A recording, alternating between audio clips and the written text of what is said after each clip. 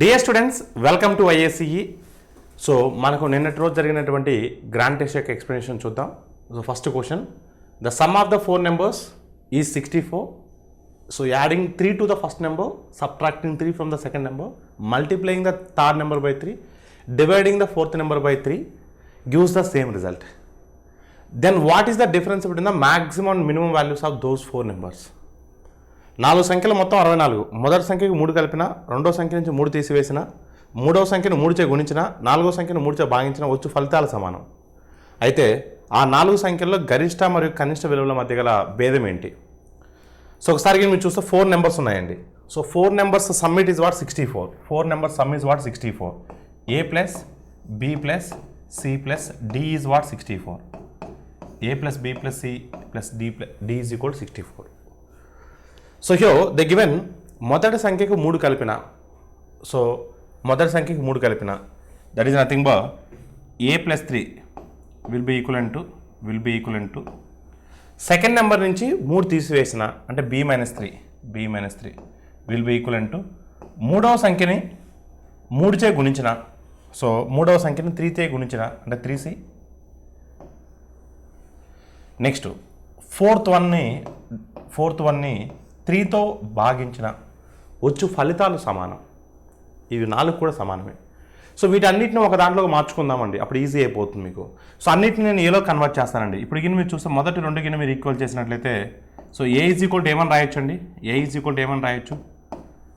Equal to so ఇక్కడ మనకు ఏ is equal to ఈ 3 గిన్నె యువతలకు వచ్చామంటే మనకు, so A is equal to ఏమని రాయొచ్చు, లేదా అన్నిటినీ ఏలోకి మారుద్దాం, ఇన్ టర్మ్స్ ఆఫ్ ఏలోకి మారుద్దాం. బి ఈజ్ ఈక్వల్ టు ఏమని రాయొచ్చు అండి, B is equal to A plus 6 అని రాయొచ్చు కదా.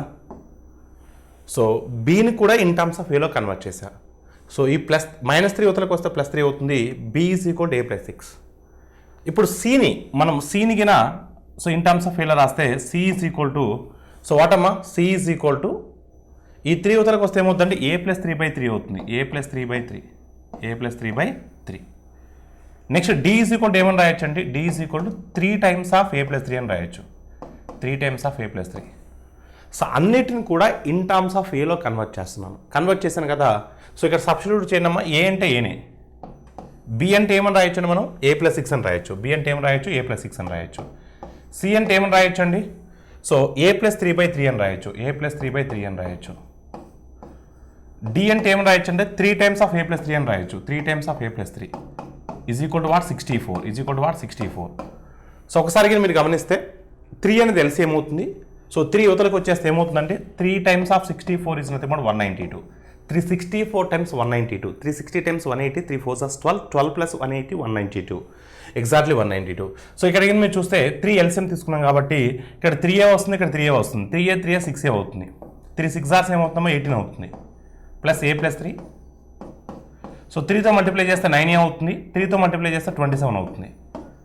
ఇప్పుడు చూడండి, 27 ప్లస్ 3 30. 30 ప్లస్ 18 48.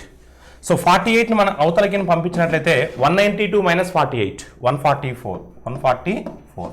సో ఏలు ఎన్ని ఉన్నాయమ్మా, 6A 7A 9A 16A is equal to, so 16A is equal 144. A is equal to what, so 16 9s are 144. A is equal 19. If A is equal 19, so B is equal to what? If A is equal 19, so sorry, A is equal to 9. 16 9s are so 144. 16 9s are 144. A is equal 9. If A is equal 9, B is equal to what? So A plus 6. A plus 6 is nothing but 9 plus 6 15. 9 plus 6 is what? 15. Next C. C is equal to what? A plus 3/3. 9 plus 3 12. 12/3. 12/3 is nothing but 4. C is equal to 4. Then D is equal to what? So in place of A, if we keep 9 plus 3 12. 12 into 3 36.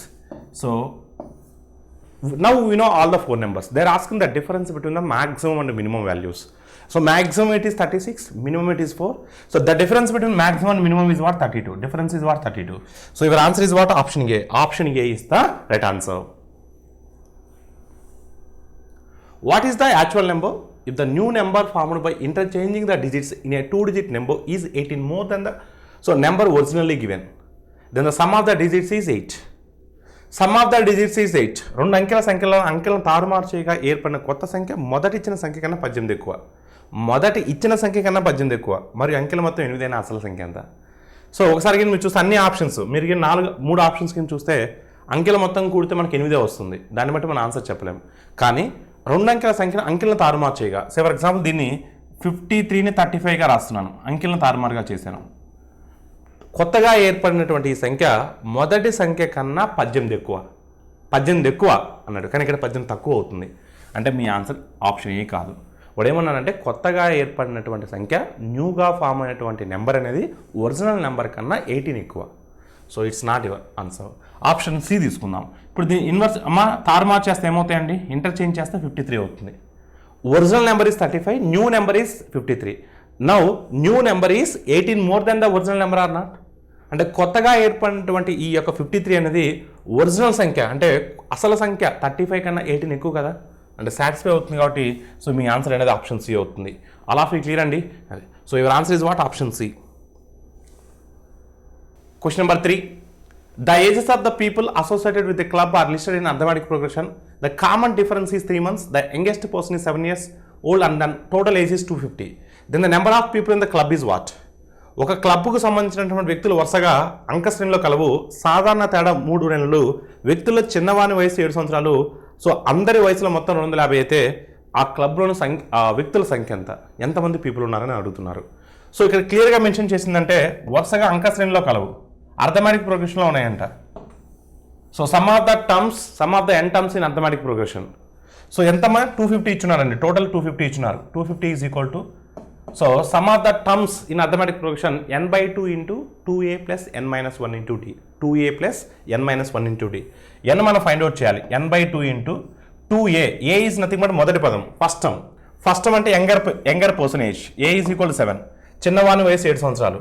So 2a is nothing but 2 into 7 14 plus n-1 into d. n-1 into d. So d is nothing but here 3 months. Common difference, ఒక వ్యక్తికి మరొక వ్యక్తి common difference అనేది 3 months ఉంది. మంత్స్ని మనం ఇయర్స్లో convert చేస్తే బయట వాళ్ళు ఇక్కడ మనకు అన్నోన్ వేరియబుల్ n ఉందండి. n వాల్యూని ఫైండ్ అవుట్ చేస్తే సరిపోతుందండి. n వాల్యూని ఫైండ్ అవుట్ చేస్తే సరిపోతుంది. అలా క్లియర్ అండి. సో ఒకసారి మీరు గమనిస్తే ఇక్కడ 25 ఉంది కాబట్టి 250లో 25 ఉంది కాబట్టి n వాల్యూని నేను 25 తీసుకుని వెళ్తానండి. అప్పుడు ఈజీగా మనం క్యాన్సిల్ అవ్వడానికి ఈజీగా ఉంది. త్రూ ఆప్షన్ ద్వారా వెళ్తున్నా, లేదా మీరు దీన్ని సాల్వ్ చేసిన n వాల్యూని ఫైండ్ అవుట్ చేయొచ్చు. కానీ త్రూ ఆప్షన్ ద్వారా వెళ్తున్నాను. సో LHS సైడ్ మనకు 25 మల్టిపుల్ ఉంది కాబట్టి 25 తీసుకుని వెళ్తున్నాను.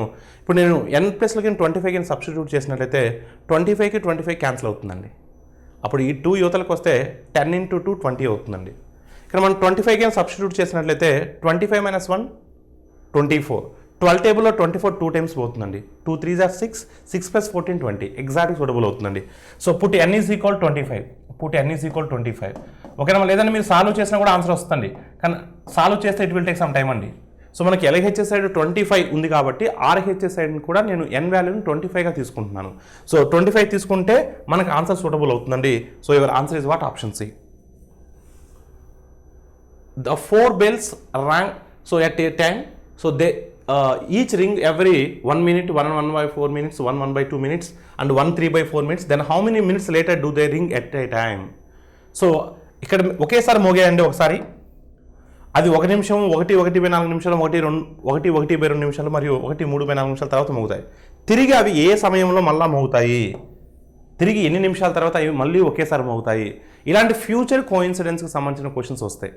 అంటే మళ్ళా ఫ్యూచర్లో భవిష్యత్తులో ఆ 4 బెల్స్ అనేవి ఏ సమయంలో ఎన్ని నిమిషాల తర్వాత మళ్ళీ అవన్నీ ఒకేసారి మోగుతాయి. ఇలాంటి ఫ్యూచర్ కోఇన్సిడెన్స్ భవిష్యత్తులో జరగబోయే వాటి గురించి అడిగినప్పుడు మనం ఆ నెంబర్స్కి LCM ఫైండ్ అవుట్ చేస్తాం. ఈ విషయం గుర్తుపెట్టుకున్నామా? భవిష్యత్తులో కలుసుకోబోయే వాటి గురించి, సో జరగబోయే వాటి గురించి ఇలాంటి సమ్ ఇచ్చినా సరే మనం వాటికి ఏం చేస్తాం? LCM అప్లై చేస్తాం. సో ఒకసారికి మీరు చూస్తే, సో 1 నిమిషము 1/4 we can written as 5/4, 1/2 we can written as 3/2. ఓకేనా? Next 3/4 we can written as 7/4, 1 3/4. So 1 we can written as 1/1 also. So now we need to find out LCM. కసాగు find out చేయాలి. వీటికి కసాగు find out చేయాలండి. So LCM of fractions, LCM of numerators by HCF of denominators. So లవాల యొక్క కసాగు by హారాల యొక్క గసాబా. సో ఇప్పుడు మనకు హారాల యొక్క గసాబా 1 4 2 4 ఏ టేబుల్లో పోతాయి 1 టేబుల్లో పోతాయి. అంటే గసాబా 1 HCF 1 డినామినేటర్ను వదిలిపెట్టవచ్చు. ఇంకా న్యూమరేటర్. సో కసాగు ఈ న్యూమరేటర్స్ కసాగు కట్టాలండి. 5 3s are 15 15 7s are 105. So కసాగు వచ్చేసరికి 105 అండి. LCM 105. So your answer is what? So 105 minutes. 105 minutes. Your answer is what? Option C. Option C is the right answer. The length of the rectangular courtyard is 3.78 meters and the width is 5.25 meters. The maximum shell size that can accurately cover it with the square cells of the same size. దీర్ఘ చతురస్రాకారంలో ఉన్నటువంటి ప్రాంగణానికి పొడవు 3.78 మరియు వెడల్పు 5.25 metre. దానిని ఒకే పరిమాణం గల same size. This is very very important keyword. So same size. ఓకేనమ్మా? సేమ్ సైజ్ గల ఖచ్చితంగా కప్ప విధంగా, ఖచ్చితంగా అంటే యాక్యురేట్లీ. ఓకేనమ్మా? So fix exact number of tiles, exact number of tiles కప్పే విధంగా గరిష్ట పెంకు పరిమాణం ఎంత? ఓకేనమ్మా? ఎప్పుడైనా సరే గుర్తుపెట్టుకోండి కొన్ని కీవర్డ్స్ అండి. Equal size of each group, ఒకే పరిమాణం కల, equal size of each group. గుర్తుపెట్టుకున్నామా ఈ వర్డ్స్ని? Equal size of each group, equal size of each group అంటే సమాన పరిమాణం కల. ఇటువంటి కీవర్డ్ కనిపించినప్పుడు కానీ, అదేవిధంగా so maximising the size of each group, గరిష్టంగా, తెలుగులో గరిష్టంగా ఉండే విధంగా అంటారు. Maximum size of each group, maximum size of each group. ఓకేనమ్మా? Maximum size of each group. Minimising the number of sections, minimising the వీలైనంత తక్కువ, minimising the number of sections. So ఇటువంటి కీవర్డ్స్ ఎప్పుడైనా మీకు కనిపించినప్పుడు, ఇటువంటి కీవర్డ్స్ మీకు ఏమైనా కనిపించినప్పుడు సో మనం HCF ఫైండ్ అవుట్ చేయాలి. ఇటువంటి కీవర్డ్స్ కనిపిస్తే మనం ఏం ఫైండ్ అవుట్ చేయాలి? HCF ఫైండ్ అవుట్ చేయాలి, గసాబా ఫైండ్ అవుట్ చేయాలి. ఇటువంటి కీవర్డ్స్ మనకు కనిపిస్తే అంటే ఈ మీనింగ్ వచ్చే విధంగా యాజ్ ఇట్ ఈస్ కీవర్డ్స్ కాకపోయినా ఈ మీనింగ్తో వచ్చేటువంటి కీవర్డ్స్ మనకు కనిపిస్తే మనం గసాబా ఫైండ్ అవుట్ చేయాలి. ఒక్కసారి మీరు చూస్తే సో ఇప్పుడు మనం 3.78 ఉంది. సో ఆప్షన్ సెంటీమీటర్లో ఉన్నాయి కాబట్టి నేను వాటిని సెంటీమీటర్లో మార్చుతున్నాను. 378 సెంటీమీటర్స్, 528 సెంటీమీటర్స్. సో వీటికి గసాబా కావాలి మనకు. అంటే ఏ టేబుల్లో మ్యాక్సిమం క్యాన్సిల్ అవుతాయి. సో వాటిని అఫీషియల్గా మీరు గసాబాని ప్రొసీజర్ ప్రకారం క్యాలిక్యులేట్ చేయాల్సిన అవసరం లేదు. ఒకసారి ఆప్షన్ చూడండి. 35 టేబుల్లో పొరపాటును కూడా 378 క్యాన్సిల్ అవ్వదు. ఎందుకంటే ఎండ్ విత్ 5 ఉంది కాబట్టి 8 ఎండ్ విత్ ఉంటే మనకు క్యాన్సిల్ అయ్యే ఛాన్స్ లేదు.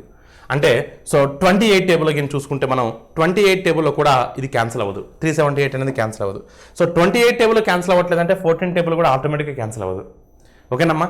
సో ఈ రెండు 14 టేబుల్లో క్యాన్సిల్ అవుతుందంటే 28 టేబుల్ ఆటోమేటిక్ క్యాన్సిల్ అవుతున్నట్టే. అందుకని ఈ 2 టేబుల్స్ కూడా క్యాన్సిల్ అవ్వవు. 3 ఆప్షన్స్ ఎలిమినేట్ చేస్తాం కాబట్టి ఖచ్చితంగా 21 టేబుల్లో క్యాన్సిల్ అవుతాయి. No doubt in that one. అలా క్లియర్ అండి. సో మీరు అఫీషియల్గా HCF ఫైండ్ అవుట్ చేసినప్పటికి కూడా మీకు 21 సెంటీమీటర్స్ వస్తుంది. So your answer is what? Option D. Identify which of the following is incorrect అన్నాడు. సో ఇన్కరెక్ట్ అన్నాడండి. సరిగా మీరు చదవాలి దాన్ని. కరెక్ట్ అనేది ఇన్కరెక్ట్ అన్నాడు. సో క్రింది వాళ్ళ సరికానిది గుర్తించండి. సరికానిది. సో మనకి యూనిట్ స్పేస్ ఇచ్చినాడండి. వీటికి మనకు సైక్లిసిటీ తెలిసి ఉండాలండి. సో 2కు సైక్లిసిటీ అనేది 4 అండి. 2కు సైక్లిసిటీ అనేది 4 అండి. సో మనకు చూడమ్మా 2 పవర్ 186 ఉందండి. 2 పవర్ 186. ఒకసారి మీరు చూస్తే 2 పవర్ 186. సో 2కి సైక్లిసిటీ 4. సో మనం 4తో డివైడ్ చేయండి అమ్మా. 4తో డివైడ్ చేస్తే కింద మీకు అంటే 4తో మనం దాన్ని డివైడ్ చేసినప్పుడు మనకు రిమైండర్ ఎంత వస్తుందో దాన్ని మనం 2కు పవర్లో పెట్టుకుంటాం. సో 2కి మనం 186ను 4తో డివైడ్ చేసినప్పుడు మనకి రిమైండర్ 2 వస్తుందండి. దాన్ని 2 స్క్వేర్గా రాసుకుంటాం. 2 స్క్వేర్ అంటే 4 అండి. 2 స్క్వేర్ అంటే ఎంత? 4. సో మనం డైరెక్ట్గా 2 స్క్వేర్ అని వస్తుంది. దాన్ని 2 స్క్వేర్ అంటే 4 అని రాయొచ్చు కదా డైరెక్ట్గా. సో డైరెక్ట్గా రాస్తున్నానండి ఇక్కడ నేను 2 స్క్వేర్ అంటే 4 అని రాసేస్తున్నాను. 2 స్క్వేర్ అంటే 4. నెక్స్ట్ 3కి సైక్లిసిటీ అండి. 3కి సైక్లిసిటీ కూడా 4 అండి. 3కి సైక్లిసిటీ కూడా 4. మీరు కావాలి చూడండి. సైక్లిసిటీ అంటే 3 power 1 is nothing but 3. 3 square is nothing but 9. So 3 cube is nothing but 27. 3 power 4 is nothing but 81. 3 power 5 is nothing but 243. అంటే ఈ యూనిట్ డిజిట్ అనేది మళ్ళీ ఎప్పుడు రిపీట్ అవుతుందంటే 4 సైకిల్స్ తర్వాత రిపీట్ అవుతుంది. సైక్లిసిటీ అంటే అది. సో మనకు 3కి కూడా సైక్లిసిటీ 4 అండి. ఓకేనమ్మా? సో 4 తగిన మనం డివైడ్ చేస్తే రిమైండర్ 0 వస్తుందని మనకు. అంతే కదా? ఎగ్జాక్ట్గా మనకు 4 టేబుల్ క్యాన్సిల్ అవుతుంది. ఎప్పుడైతే శేషం 0 వస్తుందో, రిమైండర్ 0 వస్తుందో సైక్లిసిటీనే పవర్గా పెట్టుకోవాలండి. అంటే దీన్ని మనం ఏం రాసుకోవచ్చు అని డైరెక్ట్గా దీన్ని. సో దీన్ని డైరెక్ట్గా ఏమని రాసుకోవచ్చు? 3 పవర్ 4 అని రాసుకోవచ్చు అండి. ఎప్పుడైనా గుర్తుపెట్టుకోండి. సో మనం ఆ సైక్లిసిటీ అంటే 4తో డివైడ్ చేసినప్పుడు మనకి ఏదైతే రిమైండర్ వస్తుందో ఆ రిమైండర్ని పవర్లో వేసుకోవాలి. ఒకవేళ రిమైండర్ 0 వచ్చినట్లయితే సైక్లిసిటీనే పవర్లో వేసుకోవాలి. అంటే 3/4 అంటే 81 అండి. సో 81 అన్నప్పుడు మనకు సో ఒకటిలో స్థానంలో ఏమొస్తుందండి 1 వస్తుందండి. సో నెక్స్ట్ అండి 4. సో మనకు 4కి సైక్లిసిటీ 2 అండి. 4కి సైక్లిసిటీ ఏంటమ్మా 2. 4కి సైక్లిసిటీ 2 అండి. ఎందుకంటే 4/1 4, 4 స్క్వేర్ 16, 4 క్యూబ్ 64, సైక్లిసిటీ 2. సో 2తో డివైడ్ చేస్తే మనకు రిమైండర్ 0 వస్తుందండి. రిమైండర్ 0 వస్తుంది కాబట్టి సో మనం దాన్ని 4 స్క్వేర్ అంటే మనకు సైక్లిసిటీనే పవర్లో పెట్టుకుంటామండి. 4 స్క్వేర్ అంటే 16 అండి. సో 16 అంటే మనం ఏం తీసుకుంటామంటే 6 తీసుకుంటాం. 16. నెక్స్ట్ 6 అండి. ఎప్పుడైనా గుర్తుపెట్టుకోండి 6కి సైక్లిసిటీ 6/1 అంటే 6ఏ, 6 స్క్వేర్ అన్న 36ఏ, 6 క్యూబ్ అన్న 216ఏ. అంటే 6 పవర్లో ఏమున్నా మనకు సైక్లిసిటీ అనేది అంటే మనకు యూనిట్ డిజిట్ అనేది 6ఏ వస్తుందండి. 6 పవర్లో ఏమున్నా సరే 6 పవర్లో ఏమున్నా మనకు ఒకటిలో స్థానంలో 6ఏ వస్తుంది. ఇప్పుడు చూడండమ్మా 6 × 6 36, 6 × 6 ఏంటమ్మా 36. సో 36 కానీ 36లో 6 అనేది ఒకటిలో స్థానంలో ఉంటుంది. 6 × 4 4, 6 × 4 24 వస్తుంది కానీ మనకు ఒకటిలో స్థానంలో 4 వస్తుంది. అంటే వీటి అన్నింటిని మల్టిప్లై చేసినప్పుడు కూడా మనకు ఒకటిలో స్థానంలో 4 ఉంటుందండి. చెప్పింది కూడా అదేనండి. అంటే ఫస్ట్ స్టేట్మెంట్ కరెక్టేనండి. ఫస్ట్ స్టేట్మెంట్ కరెక్టే. సెకండ్ స్టేట్మెంట్ విషయానికి వచ్చేసరికి సిమిలర్గా చేయాలండి మనం. సిమిలర్గా మీరు చేసినట్లయితే 329. సో మనకు ఎన్ని ఉన్నాయి మనం చూడాల్సింది యూనిట్ డిజిట్ మాత్రమే 9. 9కి సైక్లిసిటీ అండి 9/1 అంటే 9, 9 స్క్వేర్ అంటే 81, 9 క్యూబ్ అంటే 729. సో మనకు 9కి సైక్లిసిటీ 2 అండి. సో 2 వస్తుంది కాబట్టి 2తో డివైడ్ చేసినప్పుడు మనకు రిమైండర్ 1 వస్తుందండి. సో 9/1 అంటే 9 అండి. 9/1 అంటే 9. నెక్స్ట్ అమ్మా 5, 8 ఉందండి ఇక్కడ. సో 8కి సైక్లిసిటీ అండి. 8కి సైక్లిసిటీ మీరు కావాలని చూడండి. 8/1 అంటే 8, 8 స్క్వేర్ అంటే 64, 8 క్యూబ్ అంటే 512. ఓకేనమ్మా 8⁴. సో 4096. నెక్స్ట్ 8⁵ అంటే మళ్ళీ 8 వస్తుందండి. అంటే 4 సైక్లిసిటీ అవుతుందండి. ఇప్పుడు మనం 4తో డివైడ్ చేయండి అమ్మా. 4తో డివైడ్ చేస్తే మనకు మనకు ఒకసారి మీరు గమనిస్తే 4తో డివైడ్ చేసినప్పుడు 4తో ఎగ్జాక్ట్ క్యాన్సిల్ అవుతుందండి. మీరు కావాలని చూడండి 4 3 = 12, 4 4 = 16. అంటే 0 వస్తుందండి రిమైండర్. 0 వచ్చినప్పుడు మనకు సైక్లిసిటీనే పవర్లో పెట్టుకుంటామండి. సైక్లిసిటీనే పవర్లో పెట్టుకుంటామంటే 8⁴. సో 8⁴ అంటే మనకి ఏమొస్తుందండి 8⁴ అంటే మనకు 6 వస్తుందండి. యూనిట్ డిజిట్ ఏమొస్తుందండి 6 వస్తుందండి. 8⁴ అంటే 6 వస్తుందండి. 6 వస్తుంది. నెక్స్ట్ అండి 7కి సైక్లిసిటీ అండి. సో 7కి సైక్లిసిటీ కూడా 4ఏనండి. 7కి సైక్లిసిటీ కూడా 4ఏనండి. అంటే రిమైండర్ మనకి ఏమొస్తుందండి మనకి ఏమొస్తుందమ్మా సో రిమైండర్కి మీరు ఏం చూసినట్లయితే 0 వస్తుందండి. రిమైండర్ 0 వచ్చినప్పుడు సో సైక్లిసిటీ ఎంతైతే ఉంటుందో దాన్ని పవర్లో పెట్టుకోవాలి. అంటే 4ని 7కి పవర్లో పెట్టాలి. 7⁴. 7⁴ అంటే మనకు 7 స్క్వేర్ × 7 స్క్వేర్ అంటే సో 49 × 49. సో మనకు 2401 వస్తుంది. అంటే మనకు 1 వస్తుంది. మనకి ఎంత వస్తుందండి 1 వస్తుందండి. 1 వస్తుంది. ఇప్పుడు చూడమ్మా 9 × 6 అంటే 54, 4 × 1 4. సో మనకు యూనిట్ డిజిట్ అనేది ఒకటిలో స్థానంలో 4 వస్తుందండి. ఒకటిలో స్థానంలో ఏమొస్తుందండి 4 వస్తుందండి. సో మనకు సెకండ్ ఆప్షన్ కూడా కరెక్టేనండి. సెకండ్ ఆప్షన్ కూడా కరెక్టే. ఇంకొకటి చేస్తే సరిపోతుందండి. ఇంకొకటి చేస్తే సరిపోతుంది. ఎందుకంటే థర్డ్ది కరెక్ట్ అనుకో ఆటోమేటిక్గా 4th రాంగ్ అవుతుంది. లేదా థర్డ్గా రాంగ్ అనుకో ఇంకో 4th చెక్ చేయాల్సిన అవసరం లేదు. కానీ ఇలాంటి క్వశ్చన్స్ వచ్చినప్పుడు ఖచ్చితంగా ప్రతి ఆప్షన్ మనం చెక్ చేయాలండి. చెక్ చేయకుండా మనం ఏ ఆప్షన్ కరెక్ట్ అవుతుందో మనం సో చూస్తూనే మనం ఇమీడియట్గా ప్రిడిక్ట్ చేయలేము. సో నౌ ఆప్షన్ సి చూద్దాం. చూడండి 8కి సైక్లిసిటీ ఎంతమ్మా 8కి సైక్లిసిటీ. సో 8కి సైక్లిసిటీ ఈజ్ వాట్ మనం ఆల్రెడీ ఫైండ్ అవుట్ చేసాం. 8కి సైక్లిసిటీ 4. సో 4తో డివైడ్ చేసినప్పుడు మనకు రిమైండర్ ఎంత వస్తుంది 4 టేబుల్లో మనకు ఎన్ని టైమ్స్ పోతుంది 4 1s 4, 4 4s అంటే రిమైండర్ 3 వస్తుంది. ఆ 3ని ఆ యొక్క వచ్చే శేషాన్ని మనకు 8 పవర్లో పెట్టండి. 8 క్యూబ్ అంటే 512. అంటే మనకు 512 అంటే 2 వస్తుంది. 2 ప్లస్ ఇక్కడ చూడండి అబౌట్ 2 ఆప్షన్స్లో మల్టిప్లికేషన్స్ ఇచ్చున్నాడు, ఇక్కడ ఎడిషన్ ఇచ్చున్నాడు. అది జాగ్రత్తగా గమనించాలి మీరు. నెక్స్ట్ 9 అండి. 9కి సైక్లిసిటీ ఎంత అండి 2 అండి. 9కి సైక్లిసిటీ ఎంత 2. సో 72/2 అంటే రిమైండర్ 0 వస్తుందండి. రిమైండర్ 0 వచ్చినప్పుడు సైక్లిసిటీనే పవర్లో పెట్టుకోవాలి. అంటే 9కి పవర్లో మనం 2 పెట్టుకోవాలి. 9 స్క్వేర్ అంటే 81, 81 అంటే 1. నెక్స్ట్ అండి 607 whole to the power of 203 అండి. సో డివైడెడ్ బై 2 చేస్తే మనకు సో డివైడెడ్ బై 4 ఎందుకంటే సైక్లిసిటీ 4 అండి. సో 7కి సైక్లిసిటీ ఎంతమ్మా 4. 7కి సైక్లిసిటీ ఎంత 4 చేస్తే మనకు రిమైండర్ 3 వస్తుందండి. ఎందుకంటే 450 + 200 రిమైండర్ ఇస్ 3. సో రిమైండర్ 3 వస్తుంది కాబట్టి 7కి పవర్లో 3 పెట్టాలండి. అంటే 7 క్యూబ్ అంటే 343 అండి. అంటే 3 వస్తుందండి. 2 + 1 + 3 అంటే మనకు ఒకటిలో స్థానంలో 6 వస్తుందండి. చెప్పింది అది కూడా అదేనండి. There will be 6 in the place of units. అంటే మనకు ఫస్ట్ 3 ఆప్షన్స్ కరెక్టేనండి. కానీ అడిగింది which are the following is incorrect అండి. ఇన్కరెక్ట్. క్రింది వాళ్ళలో సరికానిది 3 ఆప్షన్స్ కరెక్ట్ అయినాయి కాబట్టి ఇంకా 4వ ఆప్షన్ చెక్ చేయాల్సిన అవసరం లేదండి. చెక్ చేయాల్సిన అవసరం లేదు. మీరు కావాలంటే చెక్ చేస్తానండి, ఎక్స్ప్లెనేషన్ కాబట్టి మీకు చెక్ చేస్తానండి. 5కి పవర్లో ఏమున్నా సరే మనం 5 పెట్టుకుంటామండి. ఎందుకంటే 5 పవర్లో ఏమున్నా సరే 5 తీసుకోవాలి. 5 పవర్ 1, 5 స్క్వేర్, 5 క్యూబ్ ఏదైనా కూడా 5 వస్తుందండి. ఇంకా 4 పవర్లో 4 అండి. మనకు పవర్లో సో 4కి సైక్లిసిటీ ఎంత అండి? 2 అండి. 4కి సైక్లిసిటీ ఎంత? 2. అంటే మనకు సో ఏమొస్తుందండి? 9 ఉంది కాబట్టి సో 2తో చేసినప్పుడు రిమైండర్ 1 వస్తుందండి. సో 4 పవర్ 1 అంటే 4 అండి. 5 + 4 మైనస్ సో 3 అండి. సో 4తో డివైడ్ చేయాలి. 4తో డివైడ్ చేసినప్పుడు మనకు సైక్లిసిటీ ఏమొస్తుందండి? 3 వస్తుందండి. రిమైండర్ ఎంత వస్తుంది? 3 వస్తుంది. 3 స్క్వేర్ అంటే 27, 3 క్యూబ్ అంటే 27, 27 అంటే 7 వస్తుందండి. సో మనం 1627ని 4తో డివైడ్ చేసినప్పుడు మనకు 3 రిమైండర్ వస్తుంది. 3ని పవర్లో పెట్టుకుంటే 3 క్యూబ్ అంటే 27, 7 అనేది యూనిట్స్ ప్లేస్లో ఉంటుంది. సో 5 + 4 9, 9 - 7 2. కానీ మీరు జాగ్రత్త చదివితే there will not be 2 in place of units place అంటున్నాడు. 2 అనేది ఉండదు అంటున్నాడు. కానీ 2 అనేదే వస్తుంది. వాడు 2 అనేది ఉండదు అంటున్నాడు. అదే కదా చెప్పింది. 1లో స్థానంలో 2 ఉండదు. కానీ మనకేమొస్తుంది? 2 ఉంటుంది అని వస్తుంది. అంటే ఇదే కదా wrong. So your option is option D. So right in deciding order అండి. వీటిని అవలోకన క్రమంలో రాయాలి. ఇచ్చిన ఆప్షన్ ఈ 4ని మన 5ని మనం అవలోకన క్రమంలో రాయాలి. ఫస్ట్ మీరుగినేమో మీకు ఫ్రాక్షన్ టేబుల్ చెప్పున్నాను. మీకు స్టార్టింగ్ నుంచే ఫ్రాక్షన్ టేబుల్ నేర్పించాను. భిన్న పట్టిక 5/8 అండి. 1/8 అంటే 12.5. 5/8 అంటే సో 5/8 అంటే ఎంతమా? 62.5. 5/8 అంటే ఎంత? 62.5. ఓకేనండి. ఫస్ట్ పర్సంటేజ్లో కన్వర్ట్ చేయండి, ఆటోమేటిక్గా మీకు ఆన్సర్ వచ్చేస్తుంది. 7/12 అండి. 1/12 అంటే మీకు చెప్పున్నానండి. 8 1/3. 1/12 అంటే సో 1/6 అంటే 16 2/3. 1/12 అంటే 8 1/3. 7 × 8 అండి 56. అప్రాక్సిమేట్గా తీసుకుంటామా? 7 × 8 సో 7 8 = 56. 8 1/3 అండి. అప్రాక్సిమేట్గా 56%. అప్రాక్సిమేట్గా పాయింట్ సంథింగ్ వస్తుంది. ఎగ్జాక్ట్గా కనుక్కోవాల్సినటువంటి అవసరం లేదు. 13/16 అండి. 13/16 సో 1/16 అంటే మీకు చెప్పున్నానండి. 1/16 సో 1/16 అంటే 6 1/4. 6 1/4 సో 13/16 అంటే 13 6 = 78. సో 13/16 అంటే 78కి ఎక్కువ ఉంటుందండి. ఇంకా 78 కన్నా ఇంకా ఎక్కువ ఉంటుందండి. 78 కన్నా ఇంకా ఎక్కువ ఉంటుంది. అప్రాక్సిమేట్గా 78. నెక్స్ట్ అండి సో 3/4 అంటే ఎగ్జాక్ట్గా 75 అండి. 3/4 అంటే ఎగ్జాక్ట్గా 75.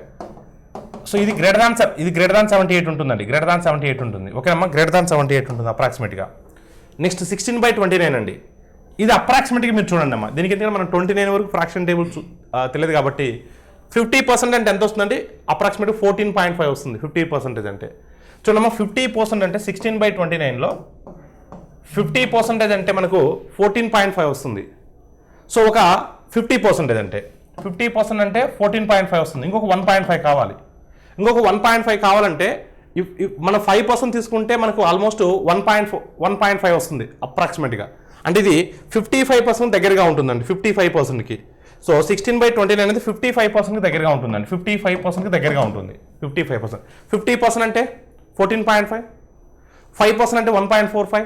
14.5 + 1.45 ఆల్మోస్ట్ 16. ఎగ్జాక్ట్లీ 55%. ఆ 55.1 or 2 అలా ఫిక్స్ చేయండి. ఇప్పుడు చెప్పండి అమ్మా, డిసెండింగ్ ఆర్డర్ అన్నాడు, అవలోకన క్రమం అన్నాడు. పెద్ద సంఖ్యను ఫస్ట్ తీసుకోవాలి. వాటిలో పెద్దది ఏంటండి? సో 78 అనేది పెద్ద అవుతుంది. 13/16 సో 13/16 ఫస్ట్ ఉండాలండి. 13/16 ఫస్ట్ ఉండాలి. సో 13/16 ఫస్ట్ ఉన్న ఆప్షన్ ఒకటేనండి. దాని తర్వాత 75 3/4 రావాలి. దాని తర్వాత 62.5 5/8 రావాలి. దాని తర్వాత 7/12 56 రావాలి. దాని తర్వాత 16/21 సో 16/29 ఎగ్జాక్ట్ సూటబుల్ అయింది కదా. So your answer is what? Option C. మీరు LCM తీసి లేదా క్రాస్ మల్టిప్లికేషన్ చేసి చేయాలంటే చాలా టైం పడుతుందండి. Try to convert them into percentages. So ఇక్కడికి మీరు చూస్తే ఎప్పుడైనా సరే ఇలాంటి సిరీస్ ఇచ్చినప్పుడు రేషనలైజేషన్ చేయండి, అకర్ణీయం చేయండి. సో ఒకసారి మీరు చూస్తే ఒకదాన్ని మీకు చూపిస్తానమ్మా నేను, అది ఎలా చేయాలనేది. రిమైనింగ్ యాజ్ ఇట్ ఈస్గా ఉంటుంది. సో √9 - √8 ఉంది. దీన్ని నేను ఏ విధంగా చేస్తానంటే సో √9 + √8తో న్యూమరేటర్ని డినామినేటర్ని మల్టిప్లై చేస్తానండి. అప్పుడు చేస్తే ఏమవుతుందంటే చూడండి అమ్మా, సో ఇది a - b × a + b ఫార్మేట్లో ఉంది. a - b × a + b అంటే a² - b² అండి. a² - b² అంటే a² అంటే √9 హోల్ స్క్వేర్ 9, b² అంటే √8 హోల్ స్క్వేర్ అంటే 8, 9 - 8 అంటే 1. అంటే ఈ డినామినేటర్స్ అన్ని క్యాన్సిల్ అవుతాయండి. అంటే ఫైనల్గా మనకి ఇది మిగులుతుందండి. √9 + √8 మిగులుతుంది. సిమిలర్గా చూస్తే ఇప్పుడు మనకు దీని నుంచి √9 + √8 మిగులుతుంది. నెక్స్ట్ ఏం మిగులుతుంది చెప్పండి? √8 + √7 మిగులుద్ది. √8 + √7 మిగులుద్ది, కానీ మైనస్ ఉంది అంటే -√8 -√7. నెక్స్ట్ √7 + √6 మిగులుతుంది. √7 + √6 మిగులుతుంది. మైనస్ ఉంది కాబట్టి మైనస్ తీసుకున్నా. √6 + √5 మిగులుతుంది. మైనస్తో మల్టిప్లై చేసినప్పుడు మైనస్లు అయిపోతాయి. నెక్స్ట్ ఏం మిగులుతుందండి +5 + √4 మిగులుతుంది. మీరు కావాలంటే ప్రతి దాన్ని చెక్ చేస్తే అదే వస్తుందండి, కానీ ఎగ్జామ్ హాల్లో ప్రతి ఒక్కటి చెక్ చేయకూడదండి. ఇప్పుడు ఇది మీరు చూస్తే అన్ని టర్మ్స్ క్యాన్సిల్ అవుతాయండి. ఫస్ట్ టర్మ్ లాస్ట్ టర్మ్ తప్ప అన్ని టర్మ్స్ క్యాన్సిల్ అవుతాయండి. √9 అంటే 3 అండి, √4 అంటే 2 అండి. So 2 + 3 5, 2 + 3 5. So your answer is what? Option D.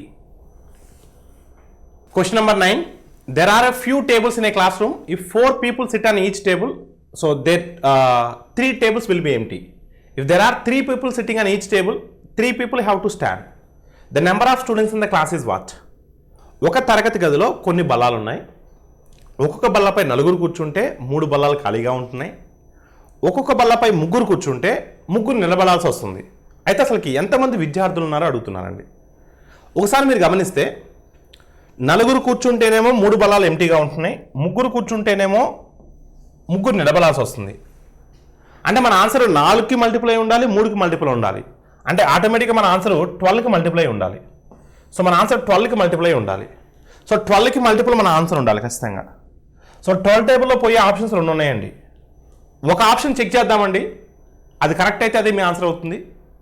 ఇక 2 ఆప్షన్ చెక్ చేయాల్సిన అవసరం లేదు. అది రాంగ్ అవుతే 2 ఆప్షన్ చెక్ చేయాల్సిన అవసరం లేదు, ఆటోమేటిక్ సెకండ్ ఆప్షన్ మీ ఆన్సర్ అవుతుంది.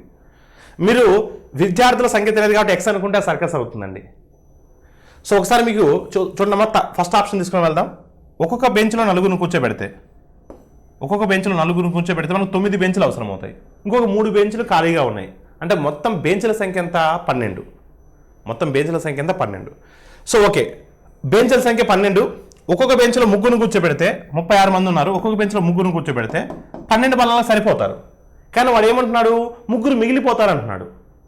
మరి 3 కూర్చోబెడితే ఎగ్జాక్ట్గా 12 బెంచ్లు సరిపోతున్నాయి. అలాంటప్పుడు ఆప్షన్ ఏ కాదు కదా. మనకేంటి 3 కూర్చోబెట్టినప్పుడు 3 మిగలాలి, కానీ ఇక్కడ 3 కూర్చోబెడితే 12 బెంచ్లు ఎగ్జాక్ట్గా సరిపోతున్నాయి. సో ఎవరు నించోవట్లేదు, కానీ మనకు సాటిస్ఫై అవ్వట్లేదు. అందుకని ఆప్షన్ ఏ కూడా ఎలిమినేట్ చేశాను. ఆటోమేటిక్గా ఆప్షన్ బి అవుతుంది. మీరు కావాలని చెక్ చేసుకోండి. మనం ఎగ్జామ్ పాయింట్ ఆఫ్ వ్యూలో చెక్ చేయాల్సిన అవసరం లేదు. కాబట్టి మీరు ఇప్పుడు ఎక్స్ప్లెనేషన్ కాబట్టి మీరు చెక్ చేసుకోవచ్చు. సో 48 మెంబర్స్ ఉన్నారు. 4 కూర్చోబెట్టండి. 4 కూర్చోబెడితే 12 బెంచ్లు అవసరం అవుతాయి. ఇంకొక 3 బెంచ్లు ఖాళీగా ఉన్నాయి, అంటే మొత్తం 15 బెంచ్లు ఉన్నట్టు. సో 48 మెంబర్స్ ఉన్నారు. ఒక్కొక్క బెంచ్లో 3 కూర్చోబెట్టండి. 15 బెంచ్లు కదా మన దగ్గర ఉంది. కానీ మనకు ఒకసారి కింద మీరు చూస్తే 15 బెంచ్లే ఉన్నాయి మన దగ్గర. 15 బెంచ్లో ఉన్నాయి. 15 బెంచ్లో ఒక్కొక్క బెంచ్లో 3 కదా కూర్చోబెట్టేది. అంటే ఒక్కొక్క బెంచ్లో 3 కూర్చోబెడితే సో 15 మూళ్ళు ఎంత? 45. ఇంకా 3 నించుంటున్నారు. ఇంకొక 3 మిగిలిపోతున్నారు. సో 3 మిగిలిపోతున్నారు. 15 మూడు 45, ఇంకా 3 మిగిలిపోతున్నారు. 3 నించుంటున్నారు. అంటే వాడు ఇచ్చిన స్టేట్మెంట్ కరెక్టే కదా. సో 48 అనేది మీ ఆన్సర్ అవుతుంది. ఎగ్జామ్ పాయింట్ ఆఫ్ వ్యూలో అలా అనాలిసిస్ చేయాల్సిన అవసరం లేదు. ఎగ్జామ్ పాయింట్ ఆఫ్ వ్యూలో మనం డైరెక్ట్గా అటాక్ చేయాలి. So p² + 2q² is equal to √8. So √8pq, then p is to q is what? So through option ద్వారా వెళ్దామండి. దాన్ని మళ్ళీ సాల్వ్ చేసి అనవసరంగా టైం వేస్ట్ చేసుకోవద్దు. త్రూ ఆప్షన్ ద్వారా వెళ్దాం. p+లో p is to q కదా అడిగింది. p+లో √2 పెడితే సో p² అంటే √2² that is nothing but 2. 2q², q అంటే 1, సో 2q² అంటే 2. √8 ఇంటూ p ఇంటూ q అంటే √8 into √2.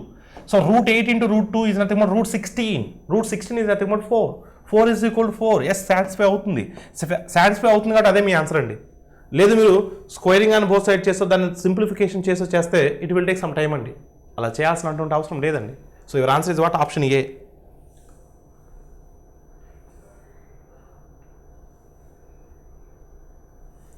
So question number 11.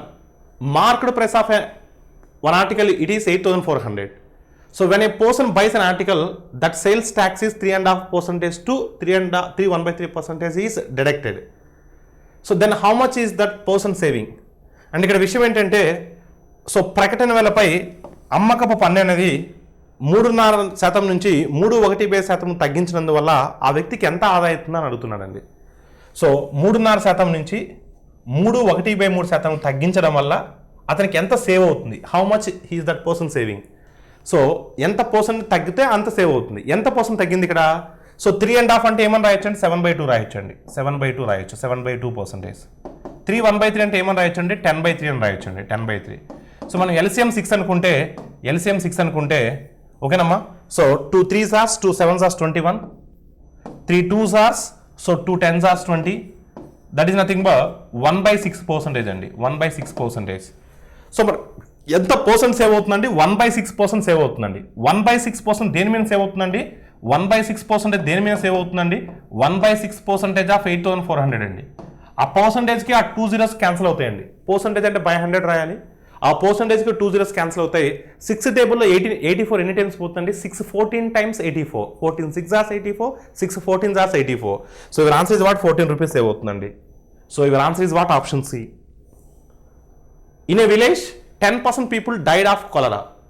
So on fearing 25% of the rest leave the village. Thus the village population was reduced to 4050. What was the original population of the village? ఒక గ్రామంలో ఉన్నారండి 10% so కలరా వాళ్ళు చనిపోయారు. కొంతమంది భయపడి ఒక 20 మిగిలిన వారిలో ఒక 20% మంది గ్రామాన్ని వదిలిపెట్టి వెళ్ళిపోయారు. సో ఈ విధంగా గ్రామ జనాభా 450 మందిగా తగ్గిపోయారు. సో మొదటగా ఉన్నటువంటి గ్రామ జనాభా ఎంత? సో మొదటగా ఎంతమంది ఉన్నారో తెలియదండి. గ్రామంలో ఎంతమంది ఉన్నారో తెలియదండి. నేను 100 అని అజంప్షన్ చేసుకుంటున్నానండి. ఓకేనమ్మా. ఎక్స్ అని కూడా సర్కస్ అవుతుందండి. 100 అని అజంప్షన్ చేసుకున్నానండి. 10% కలరా వల్ల చనిపోయారండి 10%. అంటే 100లో 10% అంటే 10 members అండి. సో రిమైనింగ్ అన్నాడండి. మిగిలిన అన్నాడు 90. సో ఈ 90లో భయంతో కొంతమంది విలేజ్ను వదిలిపెట్టి వెళ్ళిపోయారండి 25% members. 25 members విలేజ్ను వదిలిపెట్టి వెళ్ళిపోయారండి. 90లో ఒక 25% అండి. సో 25% అడిగినప్పుడు ఎప్పుడైనా సరే 2 సార్లు సగం చేయండి, 2 సార్లు హాఫ్ చేయండి. 19 హాఫ్ చేస్తే 45, 45 హాఫ్ చేస్తే సో 22.5. సో 22.5. సో 90లోంచి 22.5 తీసేయండి అమ్మా. సో 22.5 తీసేస్తే ఎంత వస్తుందండి మనకు? 20 తీసేస్తే 70, 2.5 తీసేస్తే 67.5.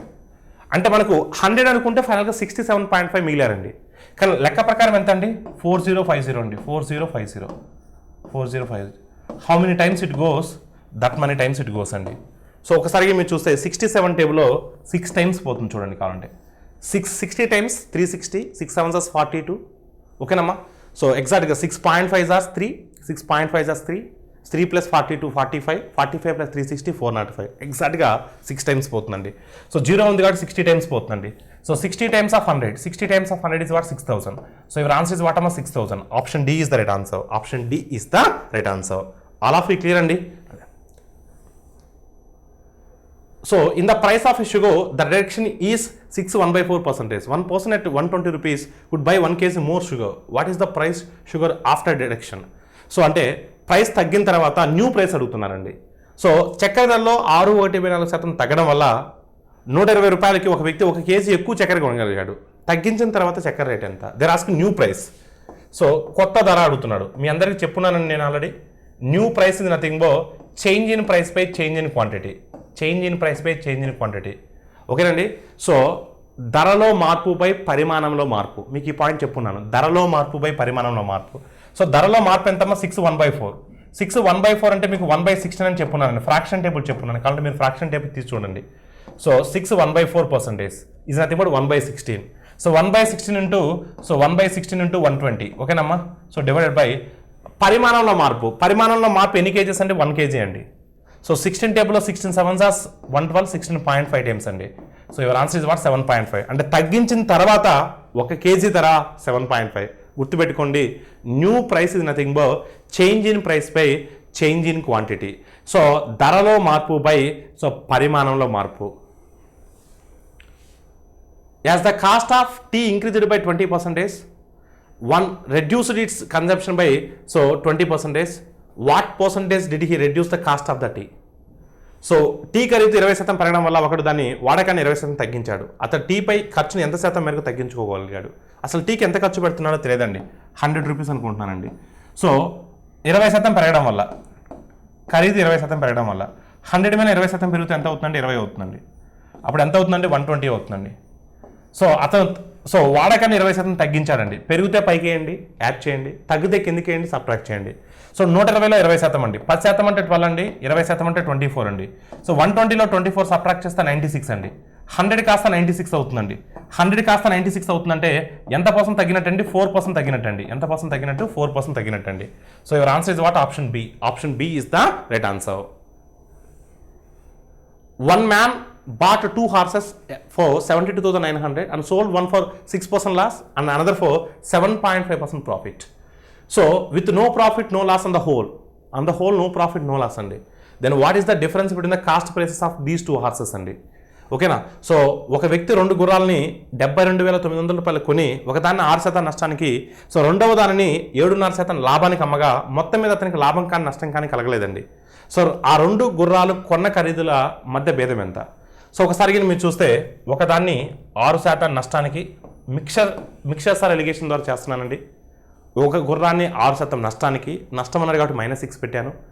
మరొక గుర్రాన్ని 7.5% లాభానికి, ఓకేనమ్మా? సో మొత్తం మీద లాభము లేదు నష్టము లేదు అంటే 0. ఓకేనండి? 7.5కి 0కి డిఫరెన్స్ 7.5 అండి. -6కి 0కి డిఫరెన్స్ 6 అండి. సో ఈ రెండు కూడా 1.5 టేబుల్లో క్యాన్సిల్ అవుతాయండి. సో 1.5 5 జార్స్, 1.5 4 జార్స్ అండి. అంటే మొత్తం 9 పార్ట్స్ అండి. సో 9 పార్ట్స్ ఇది నథింగ్ బో 72,100 అండి. 72,900. మనం అడిగింది డిఫరెన్స్ అండి. డిఫరెన్స్ ఎన్ని పార్ట్స్ అండి? 1 పార్ట్ అండి. 9 parts is 72,900, then 1 part is what? So 9 table ఎన్ని టైమ్స్ పోద్దండి? 9 8 జార్స్, 9 1 జార్. సో 8,100 టైమ్స్ పోద్దండి. అంటే 1 part అంటే 8,100 అండి. 1 part అంటే ఎంత? 8,100. ఆ 2 గుర్రాల కొన్న ఖరీదుల మధ్య భేదం 8,100 rupees. So your answer is what? Option A. Question number 16. A person bought 200 bananas and apples for 1,200 rupees. So 200 bananas and apples for 1,200 rupees పెట్టి పర్చేజ్ చేశారండి. ఓవరాల్గా banana cost 2.70, apple cost 11.50. How many bananas and apples did he buy? So ఒక వ్యక్తి 1,200 రూపాయలకి 200 అరటిపండ్లు మరియు Apple కొన్నాడండి. అరటిపండు ఖరీదు 2.70, యాపిల్ ఖరీదు 11.50. ఆయనచో ఎన్ని అరటిపండ్లు మరియు ఎన్ని యాపిల్స్ కొన్నాడు అతను? ఒకసారి మీరు చూస్తే 1 బనానా 2.70 అండి. 1 బనానా ఎంత? 2.70. 1 బనానా 2.70. 1 యాపిల్ ఎంత అండి? 11.50. 1 యాపిల్ ఎంత? 11.50. సో మొత్తం మీద 1,200 రూపీస్ ఖర్చు పెట్టాడు. బనానాసు ప్లస్ యాపిల్స్ కలిపి 200 కొన్నాడు. ఎన్ని కొన్నాడో తెలియదు, కానీ మొత్తం మీద 200 కొన్నాడు. టోటల్ 200 యాపిల్స్ ప్లస్ బనానాస్ కలిపి. సో 1,200/200 అంటే 6. అంటే ఓవరాల్గా ఒక ఫ్రూట్ ప్రైస్, ఓకేనమ్మా, ఒక ఫ్రూట్ ప్రైస్ 6 రూపీస్ ఆన్ యావరేజ్గా. సో మనం మిక్సర్ సార్ ఎలిగేషన్ ద్వారా చేస్తున్నామండి. 11.5 6 difference is 5.5. So 2.7 6 difference is 3.3. అంటే మనం 11 టేబుల్తో క్యాన్సిల్ చేస్తే 5:3 అండి. 5:3 అంటే మొత్తం 8 పార్ట్స్ అండి. సో 8 పార్ట్స్ నథింగ్ బట్ 200 అండి. టోటల్ 200 కొన్నారండి. 825 టైమ్స్ అండి. సో అప్పుడు 525 టైమ్స్ అంటే 125 అండి. So 125 bananas. సో 325 టైమ్స్ అంటే 75 apples. So your answer is what? 125,75. Option C is the right answer. A trader bought 2 items for 880 rupees and sold one of them for 30% profit and another one for 10% loss. There was no gain, no loss for him in this order. So what is the selling price of the item sold for profit? ఒక వ్యాపారి 2 వస్తువుల్ని 880 రూపాయలకి కొని అందులో ఒకదాన్ని 30% లాభానికి, రెండో దాన్ని 10% నష్టానికి అమ్మాను. ఈ క్రమంలో అతనికి లాభం కానీ నష్టం కానీ రాలేదు. లాభానికి అమ్మినటువంటి వస్తువు యొక్క అమ్మిన వేల ఎంత? సో ఒకసారి మీరు గమనిస్తే మనం మిక్సర్ అలిగేషన్ ద్వారా చేయొచ్చండి. ఒక వస్తువుని 30% లాభానికి, లాభానికి అన్నాడు కాబట్టి ప్లస్ చేశాను. మరొక వస్తువుని 10% నష్టానికి, సో లాస్ అన్నాడు కాబట్టి -10. ఆల్ ఆఫ్ యూ క్లియర్ అండి. సో ఓవరాల్గా లాభం కానీ నష్టం కానీ రాలేదు. There was no gain, no loss for him in this entire transaction. So no profit, no loss. So difference is what amma 10. So difference is what amma 30. So 10:30 అండి. అంటే 1:3. Ratio is what amma 1:3. Total how many parts అండి? 4 parts. Total how many parts? 4 parts. 4 parts is nothing but 880 rupees అండి. 4 parts is nothing but 880 rupees. 4 parts is 880 rupees. 1 part is 220. So they're asking what amma? So they're asking what? లాభముకి అమ్మిన వస్తువు యొక్క అమ్మిన వేల ఎంత? So what is the selling price of the item sold for profit? ఈ రెండిట్లో ప్రాఫిట్కి అమ్మింది 30% కదా. 30% అంటే 1 పార్ట్ కదా. 1 పార్ట్ అంటే 220 రూపీస్ కదా. కానీ 220 రూపీస్ అనేది ప్రాఫిట్కి అమ్మినటువంటి కాస్ట్ ప్రైస్ అండి. కానీ కాస్ట్ ప్రైస్ అడగట్లేదండి. 220 రూపీస్ అనేది మీ ఆన్సర్ కాదండి. 220 రూపీస్ అనేది కాస్ట్ ప్రైస్ అండి. సో మనకు దీని యొక్క సెల్లింగ్ ప్రైస్ అడుగుతున్నాడండి. దీన్ని ఎంత పర్సెంట్ ప్రాఫిట్కి అమ్మామండి? మనం 30% ప్రాఫిట్కి అమ్మామండి. 30% అండ్ 220 అంటే 66 అండి. 66 ప్లస్ 220 అంటే 286 అండి. So selling price of that article sold for profit, లాభానికి అమ్మినటువంటి వస్తువు యొక్క అమ్మిన వెల ఎంత అన్నాడు. కొన్న వెల ఎంత అంటే 220 అండి. లాభానికి అమ్మినటువంటి వస్తువు యొక్క అమ్మిన వెల అడిగాడు కాబట్టి so your answer is what 286. So 286 option D is the right answer. The two successive discounts on marked price of an item announced by a merchant are 30%, 20%. And the second type are so 40%, 25%. The difference between the two types of discounts on marked price is 33 rupees. So then what is the marked price of the item? ఒక వస్తువు ప్రకటన వెలపై ఒక వ్యాపారి ప్రకటించినటువంటి రెండు రకాల వరుస రాయితీలు 30%, 20%. రెండో రకం అంటే రెండోసారి ఇచ్చినటువంటి రాయితీలు 40%, 20%. ప్రకటన వెలపై రెండు రకాల రాయితీల మధ్య వ్యత్యాసం 33 రూపాయలు అయితే ఆ వస్తువు యొక్క ప్రకటన వెల ఎంత? ఒక షాపులోనేమో 30%, 20% డిస్కౌంట్ ఇస్తున్నాడండి. మరొక షాపులోనేమో 40%, 25% డిస్కౌంట్ ఇస్తున్నారండి. మరి ఏ షాపులో ఆ రెండు షాపుల్లో ఇచ్చినటువంటి రాయితీల మధ్య వ్యత్యాసం 33 రూపాయలు అయితే సో ఆ యొక్క వస్తువు యొక్క ప్రకటన వెల ఎంత? సో ప్రకటన వెల ఎంతో తెలియదండి. 100 రూపీస్ అనుకుంటున్నానండి. 100 రూపీస్ అనుకుంటున్నాను. సో మొదటి వస్తువు మీద 30% డిస్కౌంట్ ఇచ్చారండి. 30% డిస్కౌంట్ ఇచ్చారు. సో 30% డిస్కౌంట్ ఇస్తే 30 రూపాయలు అయిపోతుంది, అంటే 70 రూపాయలు ఉంటుంది. సో నెక్స్ట్ ఎంత శాతం అమ్మా? 20% అండి. సో 20% అంటే ఒకసారి మీరు చూస్తే 14 రూపీస్ ఉంటుంది. అంటే ఇక్కడ చూస్తే 30 రూపీస్, ఇక్కడ 14 రూపీస్, మొత్తం 44 రూపీస్ డిస్కౌంట్ ఇచ్చారండి. 44 రూపీస్ డిస్కౌంట్ ఇచ్చారు మొదటి కేసు. రెండో కేసులో కింద చూస్తే సో మనకు ఫస్ట్ 40% ఇచ్చారండి. మొదట ఎంత ఇచ్చారంటే 40%. 40% అంటే 40 రూపీస్ అండి. ఇంకా పోతే ఎంత ఉంటుందంటే 60 రూపీస్ ఉంటుందండి.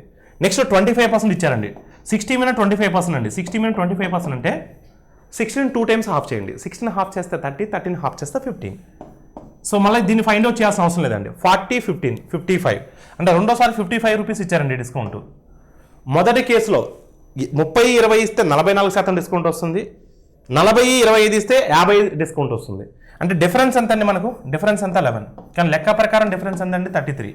సో ఎన్ని టైమ్స్ పోతుందండి? 3 టైమ్స్ పోతుందండి. So 3 times of 100, so 3 times of 100 300. Therefore market price of that article so ప్రకటన వెల ఎంత అవుతుందంటే 300 రూపీస్ అవుతుంది. Option D is the right answer.